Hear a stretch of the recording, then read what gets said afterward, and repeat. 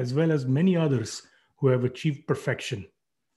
Nonetheless, because we are covered by the illusory energy of the Lord, we cannot understand how expansive that illusory energy is. You should simply approach that Supreme Personality of Godhead to get relief, for this Sudarshan Chakra is intolerable even to us. Go to Lord Vishnu. He will certainly be kind enough to bestow all good fortune upon you.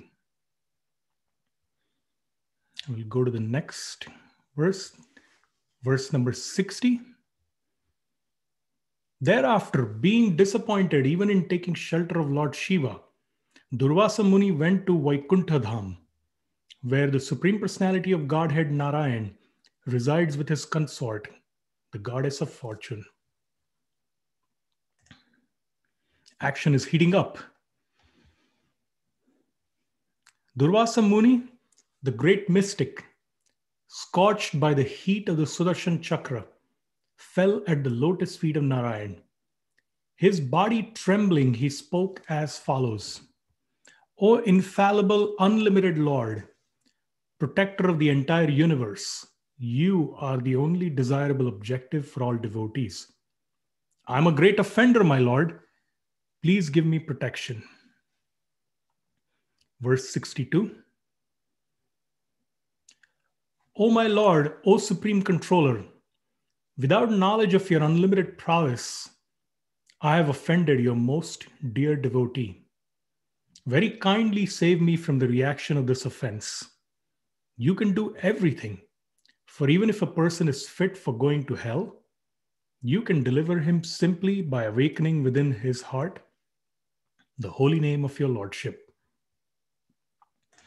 And now we'll come to the verse where there is a purport, and then we'll stop and we will discuss. So here, Shri Bhagavan Vacha Aham Bhakta Paradhino Hi Asvatantra Iva Dvija Sadhu Bir Grastar Dayo Bhaktir Bhakta Jana Priyaha. The Supreme Personality of Godhead Vishnu said to the Brahmana, I am completely under the control of my devotees. Indeed, I am not at all independent. Because my devotees are completely devoid of material desires, I sit only within the cores of their hearts. What to speak of my devotee? Even those who are devotees of my devotee are very dear to me. Purport by His Divine Grace, A.C. Bhaktivedanta Swami, Srila Prabhupada. Jai Srila Prabhupada. All the great stalwart personalities in the universe, including Lord Brahma and Lord Shiva, are fully under the control of the Supreme Personality of Godhead. But the Supreme Personality of Godhead is fully under the control of his devotee. Why is this? Because the devotee is Anya Abhilashita Shunya. In other words, he has no material desires in his heart. His only desire is to think always of the Supreme Personality of Godhead and how to serve him best. Because of this transcendental qualification, the Supreme Lord is extremely favorable to the devotees. Indeed, not only the devotees, but also the devotees of the devotees. Srila Narottam Das Thakur says, Chadiya Vaishnava Seva Nistara Payeche Keba. Without being a devotee of a devotee, one cannot be released from material entanglement. Therefore, Chaitanya Mahaprabhu identified himself as Gopi Bharatur Padakamalayur Das Das Anudas. Thus, he instructed us to become not directly servants of Krishna, but servants of the servant of Krishna. Devotees like Brahma, Narada, Vyasdev, and Shukadev Goswami are directly servants of Krishna. And one who becomes a servant of Narada, Vyasdev, and Shukadev, like the 6 Goswamis, is still more devoted. Srila Vishwanath Chakravarti Thakur therefore says, Yasya prasadad bhagavat prasado. If one very sincerely serves the spiritual master, Krishna certainly becomes favorable to such a devotee. Following the instructions of a devotee is more valuable than following the instructions of the Supreme Personality of Godhead directly.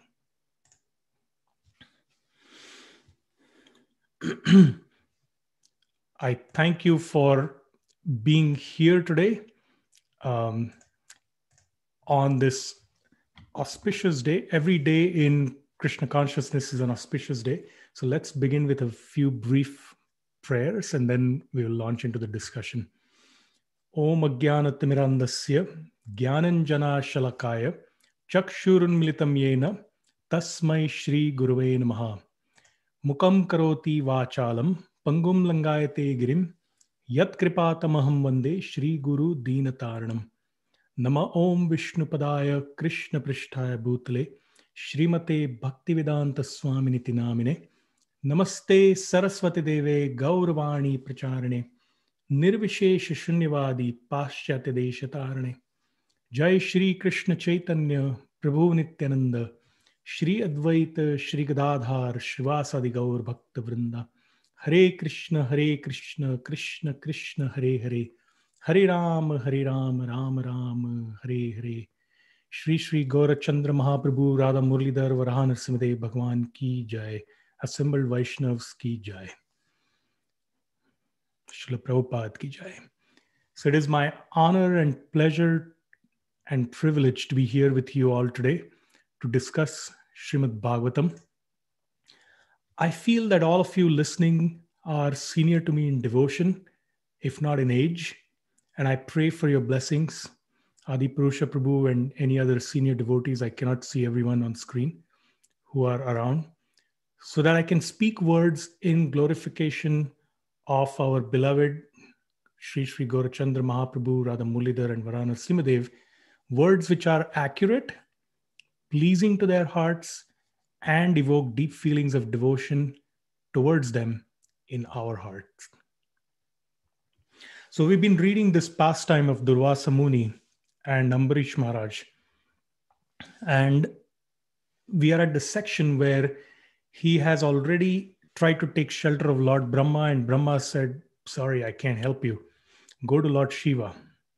And Lord Shiva is telling him today, in today's verses, I really can't help you. Durvasa Muni's Ishtadev or worshipable deity is Lord Shiva.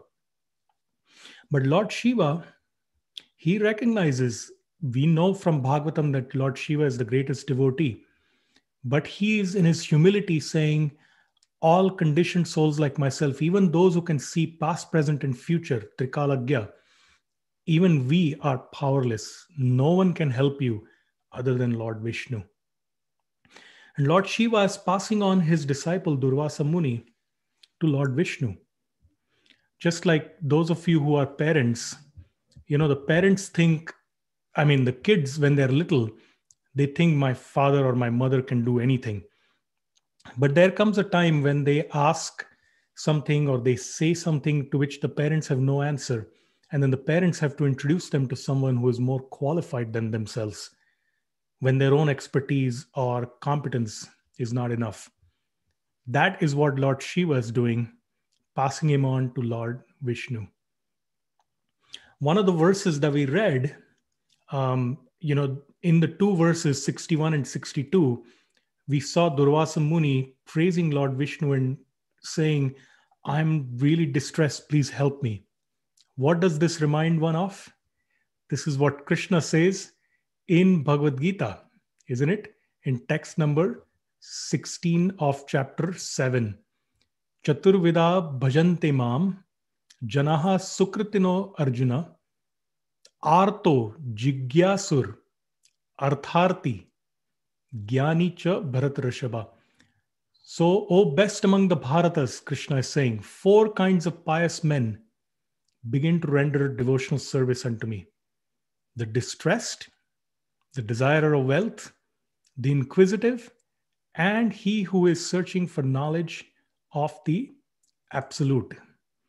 So in this case, Durvasa Muni falls into the category of distressed.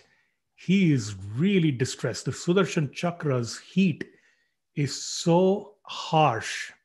It is more than millions of suns put together. And it's chasing him. The chakra is chasing him throughout every single position or every single location that he's going to. And he's falling at Vishnu's feet and saying, Please save me, I'm distressed. Now, all of these four kinds of people that Krishna describes in Bhagavad Gita 7.16, they are approaching him from a me-centered perspective. From the distressed to the subtle, the gross to the subtle. The distressed is probably the grossest level of approaching Krishna, and the subtle is, desiring knowledge. Excuse me, searching for knowledge of the absolute. But it's still me-centered because it's about me. But Krishna still, he's so generous and magnanimous. Krishna says they're all magnanimous souls. And he says, he who is situated in knowledge of me, I consider to be just like my own self. He says that in 7.18. So Durvasa Muni is getting deep realizations from the fear of impending death. And he's begging Vishnu for shelter. But what is Vishnu saying? Vishnu is indicating he's not independent at all. And that he's completely under the control of his devotees. See, this journey of Durvasa Muni is analogous to our own journey, isn't it? It's from the gross to the subtle and then beyond, where we start because we are one of those four categories of individuals that approaches Krishna. And then we want to develop some knowledge about him. And then we go beyond. So the paradox is that we find ourselves when we lose ourselves in the holy name and service of Krishna. See, this is the beauty of Srimad Bhagavatam. It goes far beyond what our intellect can grasp, and it focuses on the dynamics of the deep reciprocal love between the Supreme Lord and his devotees. In this material world, everyone is obsessed with what we call love. Either the obsession is in denial, I'm done with it. I'm fed up of women or fed up of men. There's no love, there's only heartbreak. Or we're enraptured by it. The hormones are surging, every person looks handsome or beautiful, and we really want to fall in love and have a relationship. And then inevitably, there is disappointment. Thousands, even millions of songs, books, and poetry are written about love in all its forms in this world. From the excitement of newly found love to the ups and downs of relationship to heartbreak. But there are more songs about heartbreak than about any other stage of love. Have you noticed that? Why is that? Because what we think of as love in this world is more or less me-centered. It depends on how my needs are being met in this relationship, much more than how I'm satisfying someone else's needs. The closest thing to selfless love that we see in this world is the love of a parent for their child, a father or a mother.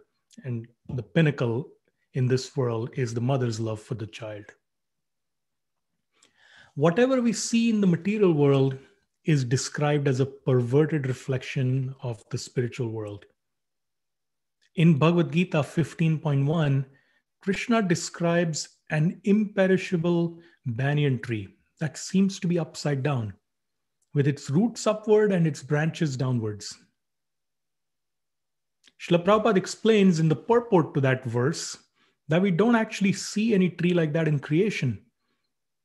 But if we go to a pond where there are trees growing by the side, we will see trees reflected upside down in the water. Similarly, what we see here in the material world is the upside down version of what exists in the spiritual world. What Srila Prabhupada calls the perverted reflection. In the spiritual world, every single living entity is trying to serve Krishna for Krishna's pleasure. That is true love. There is cooperation amongst all the living entities that are in the spiritual world serving Krishna together.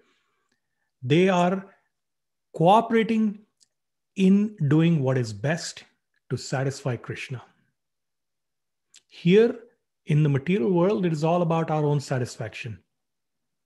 Of course, when we come together, when we take to the path of bhakti, we try to put aside our selfishness, at least on a gross level, and we try to cooperate. But even here, because different people come with different conditionings, even among devotees, we see disagreements and sometimes downright arguments or fights about how to serve.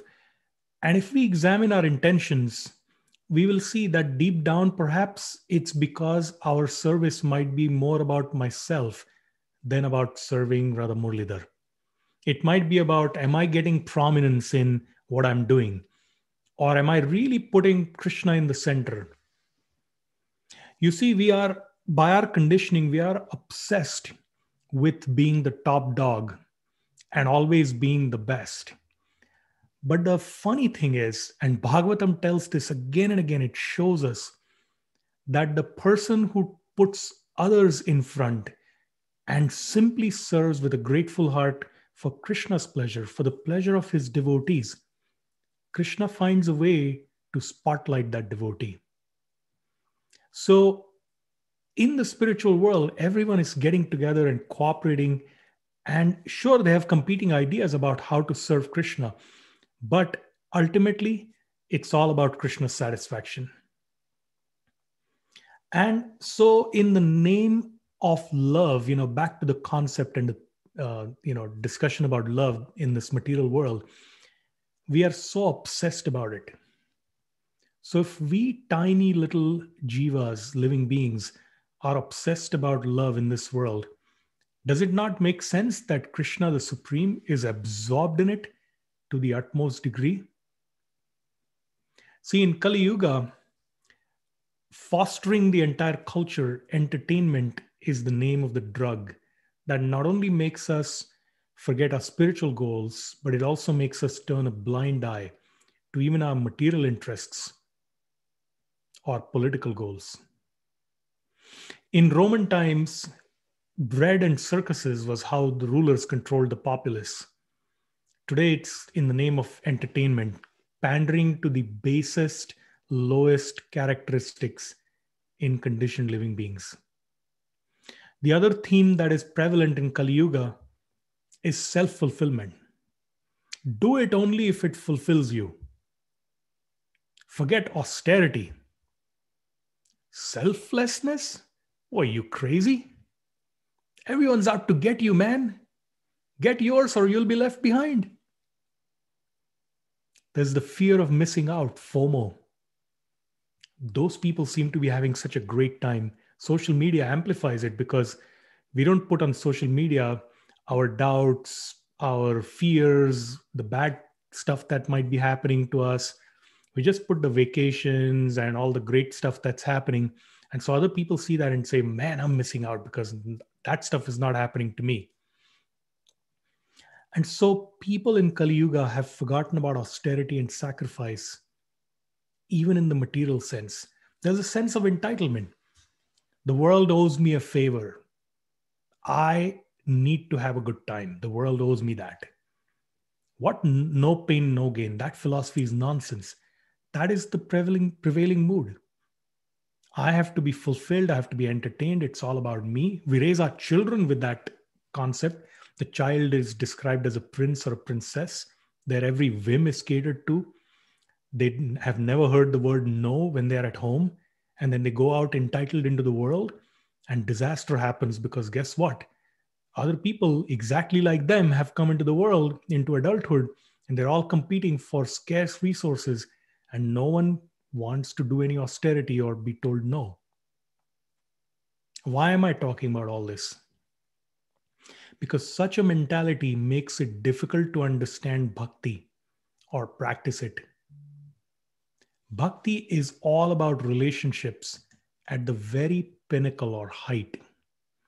To enter into the arena of bhakti, we have to earn the trust of Krishna. That is why we do our basic sadhana, our daily practices, to help build that trust with him. When we practice bhakti through ups and downs, even when we don't feel like it, we are showing Krishna that we want him.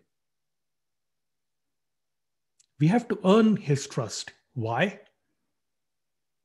Because as Krishna describes in verse number 63 of today's chapter, in Bhakti, he comes under the control of his devotee who loves him purely. You see, we are created such that we are always controlled. Either we are controlled by Krishna's material energy or we are controlled by his spiritual energy. No one can claim to be the ultimate controller other than the Supreme Lord.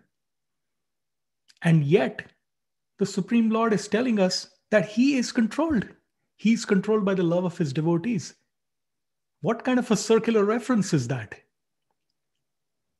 Srimad Bhagavatam presents the pure loving affairs of the Supreme Absolute Truth. That is why our hearts feel actual fulfillment, solace, and completion when we hear Srimad Bhagavatam in the association of devotees. In Uddhav Gita, in Srimad Bhagavatam, 11th canto, 14th chapter, 20th verse, 20, Krishna says, "My dear Uddhav, the unalloyed devotional service rendered to me by my devotees brings me under their control. I cannot thus be controlled by those engaged in mystic yoga, Sankhya philosophy, pious work, Vedic study, austerity, or renunciation." In Chaitanya Charitamrita, Madhya Leela, chapter 13, 1-3, there are the most sublime descriptions of Lord Chaitanya's Rath Yatra pastimes with Lord Jagannath. Rath Yatra will be happening in New York. I don't know if it's going to happen in person or virtual. This year, it's always the second Saturday of June. So in chapter 13 of Madhya Leela, the descriptions of Lord Chaitanya's Rath Yatra pastimes are most beautiful. Now we know that Lord Chaitanya, our Gaurachandra, is Krishna himself, who came in the mood of his topmost devotee, Srimati Radharani, in order to taste the greatness of her love for Krishna, to understand his own sweetness and the qualities in him that she alone relishes through her love, and the happiness she feels when she realizes that sweetness. So these were the internal reasons. The external reasons, as we know, he came in answer to Advaita Acharya's Prabhu's prayers for Krishna to come down himself. It was time for the Yuga avatar, or the incarnation of the age, to appear. And he appeared to propagate the process for self-realization in this age, which is the process of Harinam Sankirtan, the congregational chanting of Krishna's holy names. But the internal reasons, Lord Chaitanya came to taste the mood of Srimati Radharani, who is his topmost devotee. Because Krishna as God is worshipped by everyone, and for him to realize what a devotee feels, and especially his topmost devotee feels, he had to come in her own mood, and that is Lord Chaitanya. So this chapter 13 of Madhya Leela of Chaitanya Charitamrita describes the ecstasies that Lord Chaitanya felt dancing and chanting in kirtan in front of Lord Jagannath. The dancing of Lord Chaitanya was so beautiful, it was so spellbinding, that Lord Jagannath, it's described, watched it with unblinking eyes. In fact, when Lord Chaitanya, in his ecstasy of dancing in kirtan, would go behind Lord Jagannath's cart, the cart would stop. No matter how many people tried to move it, it would not move forward until Lord Chaitanya had appeared again in front of Lord Jagannath. Lord Chaitanya was experiencing the ecstasies felt by Srimati Radharani and the other gopis when they saw Krishna in Kurukshetra. This was 100 years after Krishna had left Vrindavan for Mathura. And they saw him because everyone had come there during an eclipse. And they saw Krishna in his royal pomp and splendor. And they couldn't relate to him. And they wanted to take him to the simplicity and beauty of Vrindavan. Why did they want to take him to Vrindavan from Kurukshetra? Not for their own happiness, but because they knew that Krishna is happiest in Braj or Vrindavan. He is worshipped in Vrindavan and served with the highest love that is free from even a tinge of Aishwarya or awe and reverence.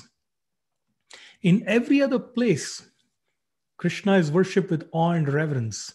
He is aware and he's made aware of his godhood. But in Braj, he has nothing to do but exchange pastimes of love. He has no kingly duties. There's no pomp and ceremony. It's just an endless festival of love with devotees who simply and endearingly love him. We have heard Srila Prabhupada has described Krishna in Vrindavan as God at home, where he manifests his fullest opulence of divine love. Everywhere else, some aspect of his love is kept hidden because he's being worshipped in awe and reverence. So as Lord Chaitanya danced in front of the massive cart of Lord Jagannath, he began reciting verses that address Krishna in the mood of Srimati Radharani. So this is an episode within an episode that is being narrated in Chaitanya Charitamrita, Madhya Leela 13.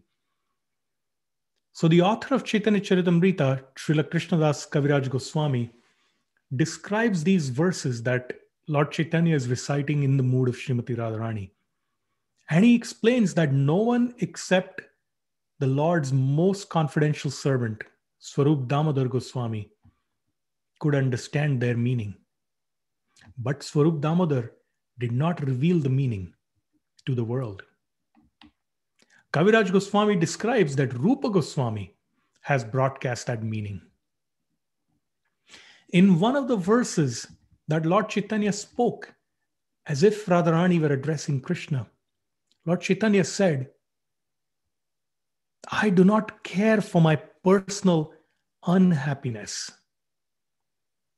But when I see the morose face of Mother Yashoda and the hearts of all the inhabitants of Vrindavan breaking because of you, I wonder whether you, Krishna, want to kill them all?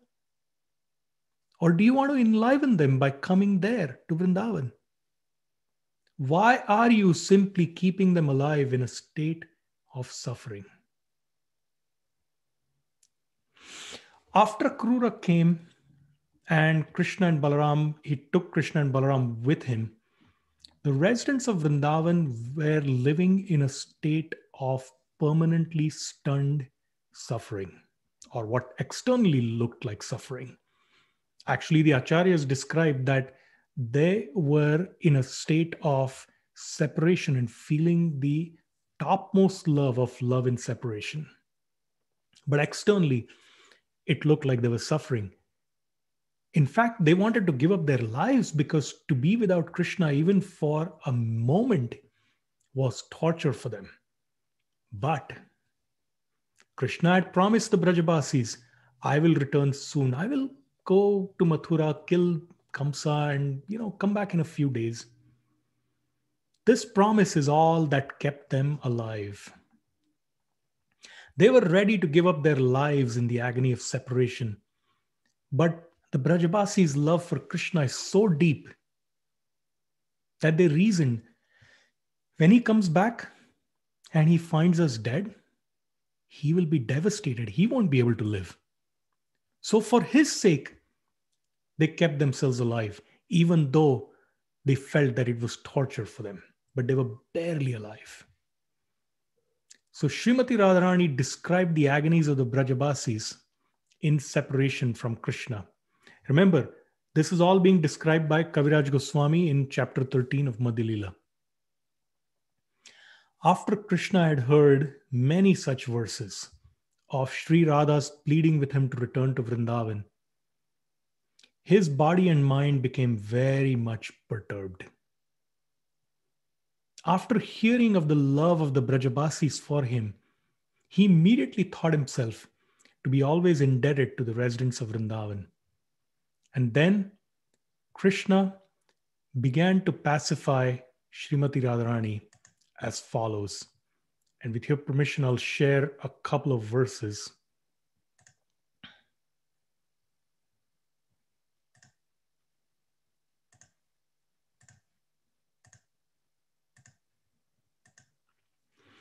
This is Krishna now speaking, being narrated in Madhya Leela chapter 13. My dearest Srimati Radharani, please hear me. I am speaking the truth. I cry day and night simply upon remembering all of you inhabitants of Vrindavan. No one knows how unhappy this makes me. Purport by Srila Prabhupada. It is said, Vrindavanam parityajya padam ekam nagachati. In one sense, Krishna, the original personality of Godhead, Ishvaraha Parama Krishna, Satchidananda Vigraha, does not even take one step away from Vrindavan. However, in order to take care of various duties, Krishna had to leave Vrindavan. He had to go to Mathura to kill Kamsa, and then he was taken by his father to Dwarka, where he was busy with state affairs and disturbances created by demons. Krishna was away from Vrindavan, and he was not at all happy, as he plainly disclosed to Srimati Radharani. She is the dearmost life and soul of Sri Krishna, and he expressed his mind to her as follows. If you get a chance, please read these verses on your own in Bengali. Srila Bhakti Siddhanta Saraswati Thakur Prabhupada actually said that there'll be a day when people will learn Bengali simply to read Chaitanya Charitamrita in the original. They're very beautiful. But we'll read the English today. Sri Krishna continued, all the inhabitants of Vrindavan Dham, my mother, father, cowherd boyfriends, and everything else are like my life and soul. And among all the inhabitants of Vrindavan, the gopis are my very life and soul. And among the gopis, you, Srimati Radharani, are the chief. Therefore, you are the very life of my life. Purport. Srimati Radharani is the center of all Vrindavan's activities. In Vrindavan, Krishna is the instrument of Srimati Radharani. Therefore, all the inhabitants of Vrindavan still chant Jai Radhe. From Krishna's own statement given herein, it appears that Radharani is the queen of Vrindavan and that Krishna is simply her decoration. Krishna is known as Madan Mohan, the enchanter of Cupid, but Srimati Radharani is the enchanter of Krishna. Consequently, Srimati Radharani is called Madan Mohan Mohini, the enchanter of Cupid. We'll read one more verse and then we'll go to our concluding discussion. This is Madhya 13.151. My dear Srimati Radharani, I'm always subservient to the loving affairs of all of you. I am under your control only. My separation from you and residence in distant places have occurred due to my strong misfortune.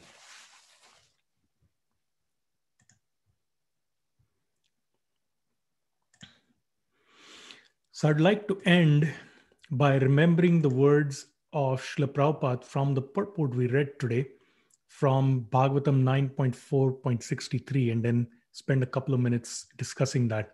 If one very sincerely serves the spiritual master, Krishna certainly becomes favorable to such a devotee. Following the instructions of a devotee is more valuable than following the instructions of the Supreme Personality of Godhead directly.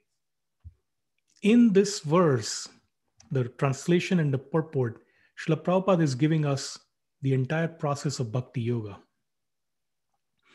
In Bhagavad Gita, towards the end of Bhagavad Gita, Sanjaya said in the 75th verse of 18th chapter, by the mercy of Vyasa, I have heard these most confidential talks directly from the master of all mysticism, Krishna, who was speaking personally to Arjuna. Prabhupada writes in the purport, Vyas was the spiritual master of Sanjaya, and Sanjaya admits that it was by Vyasa's mercy that he could understand the Supreme Personality of Godhead. This means that one has to understand Krishna not directly, but through the medium of the spiritual master. The spiritual master is the transparent medium, although it is true that the experience is still direct. I found this line when I was preparing for this class, this line very powerful, that the spiritual master is the transparent medium, although it is true that the experience is still direct. So even though we have to approach Krishna through the guru, the experience of Krishna is within the heart and it's directly felt by the sadhaka or the devotee. This is the mystery of the disciplic succession. Guru nourishes us in different ways. For example, like a mother nourishes her baby with milk. This is analogous to the interactions we may have with Guru, whether they are verbal exchanges, they are service that we render to the Guru, or some reciprocation from Guru to disciple. Or like a fish nourishes its offspring by glancing at them. Similarly, the glance of a Guru or other great soul upon us nourishes us. And the tortoise nourishes her eggs by meditating on them from afar. Similarly, the Guru or other exalted souls, when they think of us or pray for us, we get nourished in our own bhakti. Prabhupada always said, Krishna consciousness is so simple that you might actually miss it. It's simple for the simple, complicated for the complicated. There's the story of a bull. The farmer had a bull, and the farmer was sitting under a tree, and the bull was doing its work. You know, it had a yoke around its neck, and it was going around and around, grinding corn or wheat or whatever it was, with a heavy stone at the end of the yoke. And so the farmer had tied a bell around the neck of the bull. The bell would ring as he went around with the yoke around his neck. And the farmer would rest under the hot sun. He would even nod off. And the bell would keep tinkling as the bull did its work. So an expert logician came upon this scene and asked about the arrangement. And the farmer told him. The logician said, but what if the bull doesn't actually do any work? It sits under a tree and it maybe just shakes his head. The bell will still be ringing. You'll be sleeping thinking that the work is being done. And actually there's no work being done. The farmer looked at the logician and said, hey, he's a simple bull, not a complicated logician. So similarly, the message and process of bhakti is direct, but sometimes we overthink it. The way we understand Krishna's mercy upon someone is when we see the quality of association that they have. If they have the association of sincere devotees, exalted devotees, we can understand that that person is most fortunate. Sometimes, especially when someone is being offensive, the first punishment that comes upon a person is that they are removed from the association of devotees. And so we can see if someone has the association of exalted devotees, that person has earned the mercy of Krishna upon them. And we know that devotee is even more merciful than Krishna himself. As in the association of devotees, we learn who Krishna is, how to serve him, how to please him. And Krishna is pleased when we cooperate amongst each other to put him in the center and to serve him. He floods our heart with realization and an ever deepening desire to know him and to serve him. That is the way we attain perfection. So I thank you very much for your kind attention. Please forgive my mistakes and shortcomings. I simply tried to repeat the words of Srila Prabhupada and other great souls. And hopefully they were nourishing and satisfying because they were not my words, but the words of great souls. With that, let me pause and see if there are any questions, comments, or corrections. Hi, Krishna. Thank you so much for the class, Prabhu. Yasoda-dulal. I have a question about the verses that you mentioned that you recommend that we read. I saw that 149, 150, 151. Is that it, or are there more verses? Would you be able to share? Yeah, actually, if you can, at some point take up reading Chaitanya Charitamrita. Yeah, And I'm working on that. yeah. And I know it's vast. There's so much to read and do. But that entire chapter is wonderful to read as we approach Jagannath Ratha Yatra in a month's time. So chapter 13 of Madhya Leela. So the whole chapter. Mm-hmm. Oh, okay, great. And then the other question, or actually appreciation that I had is I really loved in the very beginning when you said that we find ourselves when we lose ourselves in the holy names. And to tie that with what you ended with in terms of us cooperating with each other. And lately it has been very upsetting, especially seeing, you mentioned social media, like how devotees on social media will get into very heated arguments with each other, sometimes even calling each other pseudo devotees because they don't agree with what the other one is saying. What you said, because I've been praying to Krishna, be like, how do I deal with seeing these things and not getting so hurt, even if it's not being said to me, which is the funny thing. It's not even being said to me. I'm just watching other people interact, but it still upsets me. It makes my heart hurt. And I'm taking to heart what you said of just losing ourselves in the holy names and just praying for those devotees, like, and hoping that they can lose themselves in the holy names. Do you have any suggestions on how to deal with having that kind of pain when you're watching those interactions? Yeah, it's difficult, isn't it? Because we are seeing in this day of like, should we take the vaccine? Should we not take the vaccine? And if you take the vaccine, you're a demon. If you don't take the vaccine, you're a demon. And all sorts of things. This comes from forgetting that the main goal of our life is to simply advance towards Krishna, to do our best and rely on the mercy of the Vaishnavas and Krishna. See, our mind it can never be empty. It always has to be filled with something. Have you noticed if you just sit by yourself, it'll come flooding with thoughts, right? Forget social media, books, anything. If you just sit by yourself, it's never empty. So to the extent we can fill ourselves with Krishna by hearing, by reading, by associating with devotees. Brajarani at the Bhakti Center, she runs this soul spot, right? There are so many programs going on Harinam if you're in Manhattan or New Jersey. But if you're not, following Harinam virtually, going to YouTube, so many beautiful programs and events are there, and flooding our life with positivity, then the negativity will get flooded out, because ultimately we cannot flood out the negative with something else that is negative. It just becomes like the Bhagavatam pastime, which we have heard of the cursing and counter cursing of Daksha and all these assembled Brahmanas and Shiva's followers. They were all cursing each other. That's really what is happening right now, right, on social media. So nothing good comes out of that. And it is very disturbing. I myself, have to reach out. Sometimes I'll reach out to my friends. My wife is a good counsel, and they'll just remind me, no, just focus on, and even the devotees who may have a point of view that is different from ours, if we can remember that they are chanting Hare Krishna, and let us find common ways of serving with them. I don't have to, if they come and try to propagandize their point of view, we can respectfully tell them, Prabhu, please, if you don't mind, let us talk only about Krishna. We have different points of view on this. And we'll protect our bhakti, because by criticizing devotees who don't think like us, we will absolutely surely destroy our bhakti. I was preaching to myself, by the way, Andrea.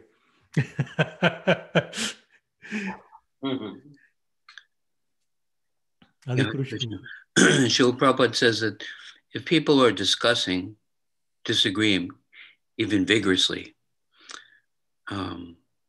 how to serve Krishna best, it's a transcendental disagreement. Even in the spiritual world, the left-wing gopis are different ways of serving Krishna than the right-wing gopis, but they're trying to figure out how to please Krishna. So we can be consoled and say, good, they really care about how to serve Krishna best. And we see like that. It says you don't have to take sides. Reacting by being disturbed, that doesn't help either you or them. But if they're actually discussing how to serve Krishna best, sometimes these discussions have to go on, and sometimes it takes a while for people to actually hear each other respectfully and disagree and come to some common ground. So let it go on. Good for them that they're concerned. Will this please Krishna? Wouldn't it be better if we do that way to please Krishna? Good. Let them. It's not a bad thing, as far as I've heard from my spiritual master. Thank you, Adi Purusha Prabhu, as always. Words of wisdom. And Andrea, one other thought struck me. Sometimes because we are conditioned by our past before we came to Bhakti, and even by what we see and hear in the media and friends and so on. So we get caught up in this idea that in the name of free speech, I must put this on social media that I am pro-vaccine or I'm anti-vaccine or I'm pro this or I'm anti that, and then encourage discussion. But if you notice what happens, blasphemy starts happening of devotees in there. So these concepts of free speech, yes, it's not that I'm saying let's suppress all speech and let everyone just pretend these disagreements don't exist. But what we can do if we cultivate an underlying sense that these are also devotees of Krishna, they just happen to think differently from me, right? And because it agitates me, better I don't get into that discussion with them. And better let me not get into any of the blasphemy and counter blasphemy that's going on. Then we can protect our bhakti as well as their bhakti. But the focus should always be, how do I improve myself?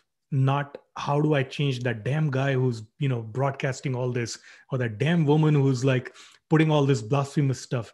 Because as Sachinandan Swami, one of my Shiksha gurus, says, I've not come to this planet to reform anyone else. I have come to be reformed.